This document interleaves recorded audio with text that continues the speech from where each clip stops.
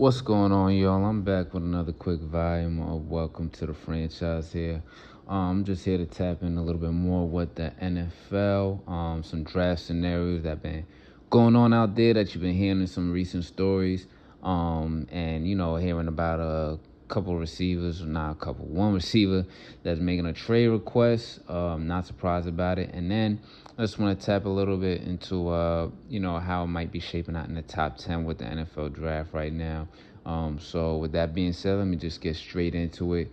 So right now it looks like, right, with the NFL draft, within the top 10 picks, it's looking like, or sounding like, it's starting to kind of take hold into how it could go in people's minds throughout the media for right now. I know it's still early, but at the same time, with it being the beginning of April, shit goes by real quick, and you never know, a trade or some type of deal could go through within the next 2.5 weeks, and it could kind of change some things up. But for the most part, it looks like for the top 10 picks, we kind of have an idea of what's really going to happen, especially probably in the top 5 picks here. So what I've been seeing and what I also believe and I think is that as far as for the picks number 1 and 2, they're locked right now. It's going to be Cam Ward, number 1 to the Titans at quarterback. I mean, I don't see the Titans overthinking this shit or fucking it up. I don't know why you would. Just go with the quarterback. You don't have a quarterback on the roster. You know that's the most important position besides offensive tackle, pass rusher. You might as well just go with Cam Ward and then build out everything else later. You could still go with Abdul Carter, but what's that really going to do right now for you trying to compete as fast as you can? And then do you want to go through the same thing all over again with trying to find a quarterback and all that shit, or doing this Will Levis thing again? I don't think you want to do all that. So don't overthink it. They're going to go with Cam Ward. Same thing here with the Browns. I think the Browns, they could fuck up a cup of coffee. So even if they were trying to pick a QB here, they're going to mess that shit up. I don't think they pick a quarterback here. Myles Garrett signed back with them, even though he was talking all that shit, yada, yada. I want to play for a contender, this, that. All right, nigga, you just want the bag, and you think that y'all going to be contenders with the bag or for the remainder of your career, that you're going to be there, fine. Or maybe you're just doing like how they was telling a bunch of the NBA players from years before. You know what? Get your deal, get your bag first. You can always go where you want to go later on, but secure the bag first. Make sure you always get your deal first. Maybe he's doing something like that, where at the tail end, more of the tail end of his career, they'll grant his wishes to ship him somewhere else to be with a contender. But I think the pick here is obvious, because I think the Browns are going to try and do some shit where they are going to trade for some type of veteran quarterback, or draft a quarterback later in the rounds here, or do both, and still have their eye prior on a future quarterback prospect for next year's draft, for the draft after that, which they might fuck that shit up also. But for now, I think that they're going to try and have their 2 big bookend pass rushers that are both playmakers. You got the veteran who's been there, your mainstay in your franchise with Myles Garrett, and then you get a guy like Abdul Carter who'll be able to take up the mantle in the near future if so happens that Myles Garrett's unhappy again and he wants to get traded. So I think the lock there, number 1 and number 2, obviously Cam Ward and Abdul Carter. But then at number 3, I'm hearing a lot of Shedeur could still go to the Giants, even though they got all those fucking quarterbacks in the room there. I just don't believe it. I don't see how it makes sense. But, it's the NFL draft. So a lot of shit that you've seen probably within the last, 3 to 5 years, and some of the draft picks that have been made in the top 10 haven't made sense, and some of them have worked out. So you never know. They're probably still picking Shedeur. But then on the other side, I'm hearing a lot of, this is where Travis Hunter is going to be slated to be picked at number 3 to the Giants. So it's either him or Shedeur. And I think that it's my quick take on that right quick, right? If Travis Hunter does go to the Giants, to be honest, I think that they should, with how everything's looking on that side of the ball, I think they should start his career off and give him a lot more playing time at receiver. They should start off there at receiver. They made some signings on the defensive side of the ball at corner, at safety. Still got some other corners there. I think, of course, still playing my corner. Yeah, still playing my corner and everything. But I think that the position for him, for his career Also with his frame, 185, about 6'2", 6'3". I think you should play receiver where you still have an opportunity to run away from guys. You're making big plays. You're getting touchdowns and all of that. And you could contribute for a team like the Giants who need some receiver help also right away on the other side of Malik Neighbors. And it takes a little pressure off you also where you don't have to be the focal point because you got a number one receiver in Malik Neighbors he's going to be on his way to being a superstar. And you still can have your playing time at cornerback. But my thing is, I'm just going to say this real quick while we're still early in this draft process here and just kind of evaluating the kind of careers some of these players can have. I think with his frame and everything, playing corner will be great for him also, right? And I honestly think, like I said before, he could be the first player that we see him play multiple years or maybe his whole career on both sides of the ball. But if I had to say, I think with his frame and everything and the hold up with less injuries in the league, play more at receiver.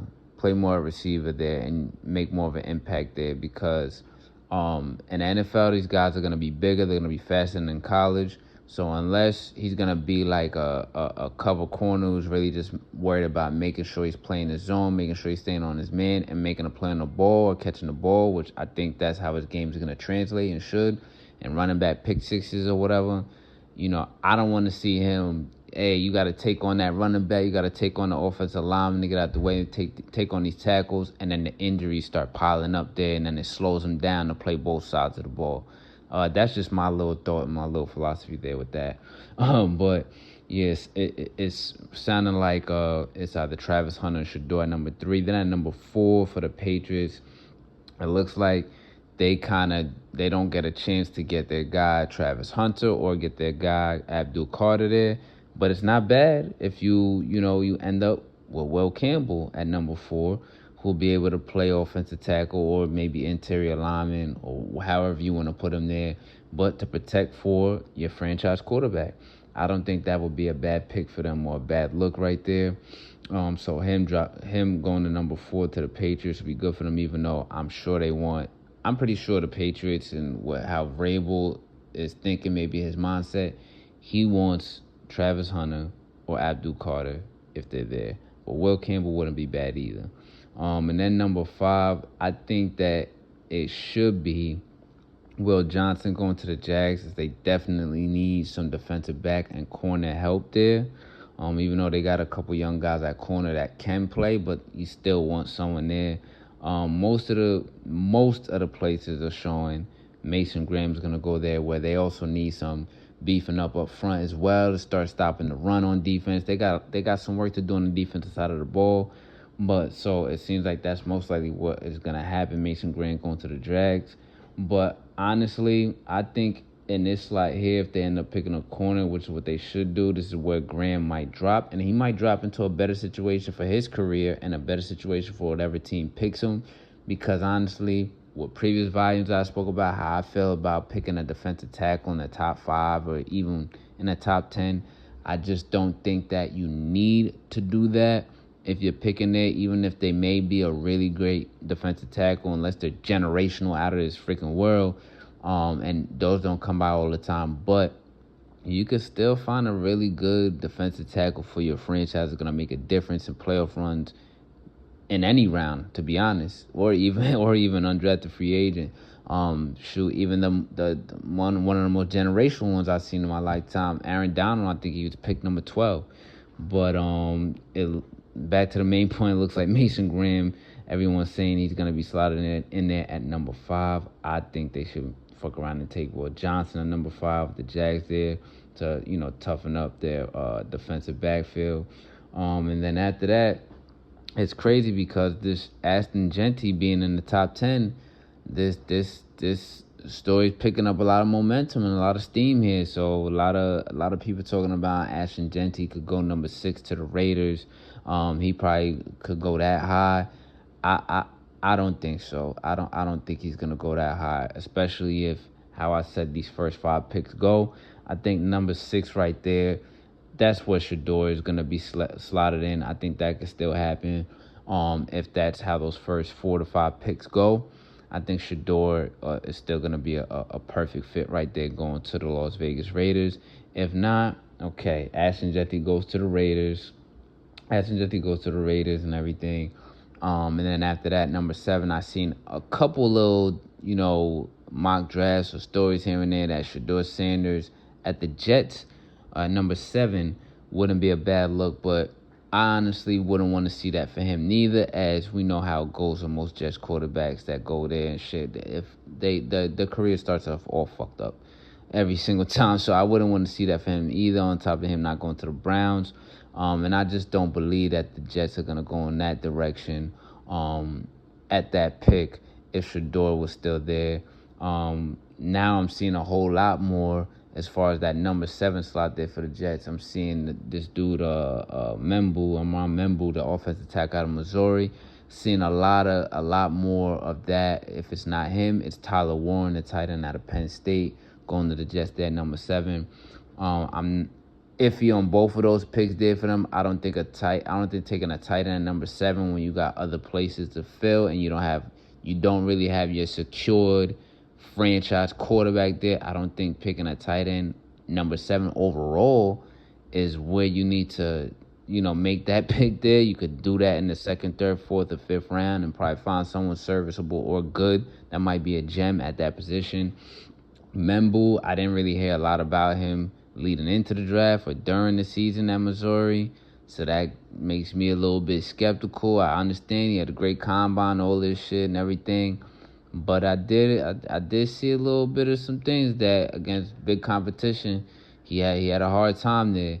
But I don't know. We'll see. I think that the Jets possibly should be a candidate to, if a corner like Will Johnson falls, maybe think about it, or pick a pass rusher there, or they should maybe try and see if they could trade back a little bit to get another offensive lineman like a Kelvin Banks or something like that. Maybe get some picks on the way to trade him back with whoever you do it, and make some other picks in the draft too. But I'll just leave that there.